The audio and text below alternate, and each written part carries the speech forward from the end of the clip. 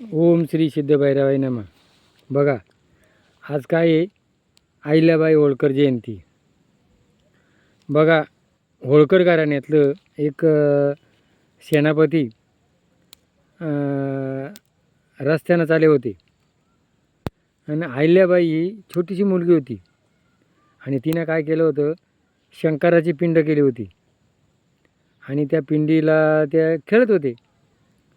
पण ज्या वेळेला यांचं घोड्याचं सैन्य आलं आणि त्यावेळेला ते सैन्याची धुमाकूळमध्ये त्यांची ती पिंड मोडून जाईल. तिनं काय केलं, एक भली मोठी काठी घेऊन आणि तिथं उभी राहिली. तिने सांगितलं, खबरदार, माझ्या या पिंडीला जर कोणी हात लावला तर मी तुमचं काही करणार नाही. आणि जेव्हा त्या होळकर घराण्यातल्या यांनी विचार केला, अशी तेजस्वी मुलगी जर आपल्या घराण्यात आली, आपल्या मुलाला जर ही सून मिळाली तर खूप चांगलं होईल. आणि अहिल्याबाई ही धनगर समाजाची मुलगी होती आणि त्यांनी त्या मुलीकडं मागणं नेलं आणि त्याच्या मुलाला ती करून आणली. आणि मग त्या होळकर घराण्यामध्ये त्या मुलीचं त्याचा मुलगा वारला आणि अहिल्याबाई गादीवर बसली. बघा, अहिल्याबाई होळकरांना वैदिक संस्कृती म्हणजे जे जागी जागी मंदिरांचा जीर्णोद्धार अहिल्याबाईनं केला. अहिल्याबाईने जागी जागी पाणी पिण्याकरता बारवा बांधल्या आणि असे मंदिरांचं तिनं असं अनेक काम केलं.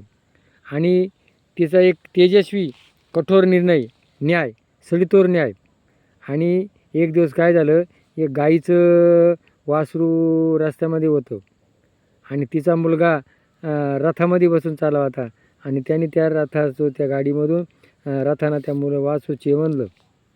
आणि मग अहिल्याबाईनं तपास केला, या गाईचं वासरू ज्यांनी चेरंडा असेल त्याला तसंच त्या चाकाखाली चेवंदा. आणि लोकांनी सांगितलं, ताई, हा तुमचाच मुलगा आहे म्हणून महाराज. आणि मग तिनं काय केलं, सांगा त्याला द्या म्हणून चाकाखाली.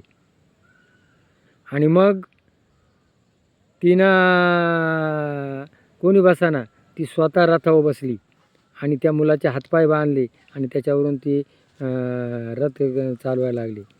बघा, एक परमेश्वराची कृपा, ती जे मेलेलं वासरू आणि ती गाय होती, ती गाय त्या रथाला आडवी झाली आणि तिला पुढं जाऊन दिलं नाही. त्या गायीनं काय सांगितलं, मुक संदेश, माझं मेलं तर मरू दे, पण तुझं मरू नको. अशी सडीतोड राज्यकारभार करणारी अहिल्याबाई होळकर आणि तिची आजी जयवंती. बघा, आपल्या नेबलर सरकारामध्ये काय न्याय होतोय, काय न्याय करतात. आणि असा न्याय करणारा तुकाराम मुंडे भ्रष्टाचार, बेडयुक्त असे सडीतोड कामं करू राहिला आहे. आणि असं या अहिल्याबाई होळकरची आज जयंती.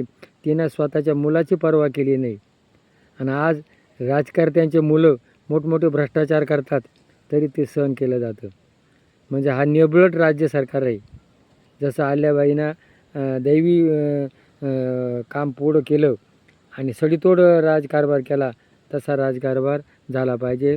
आणि अहिल्याबाईंना जसं तेजस्वीपणा केला, तशा आजच्या मुलींनी अहिल्याबाई होळकरचं गुणगान घेतलं पाहिजे. अहिल्याबाई होळकरसारखं प्रत्येक मुलींना तेजस्वी राहिलं पाहिजे. तिचं जर आपण अहिल्या, सीता, तारा, मंदोदरी अशा यांचं मुलींनी जर अनुकरण केलं तर आपल्या भारत देशाचा उद्धार होणार नाही. प्रत्येक मुलींनी हे चरित्र वाचा आणि आपला भारत देश उज्ज्वल करा. हे पटलं असेल तर क्लिक करा. जय भैरवनाथ.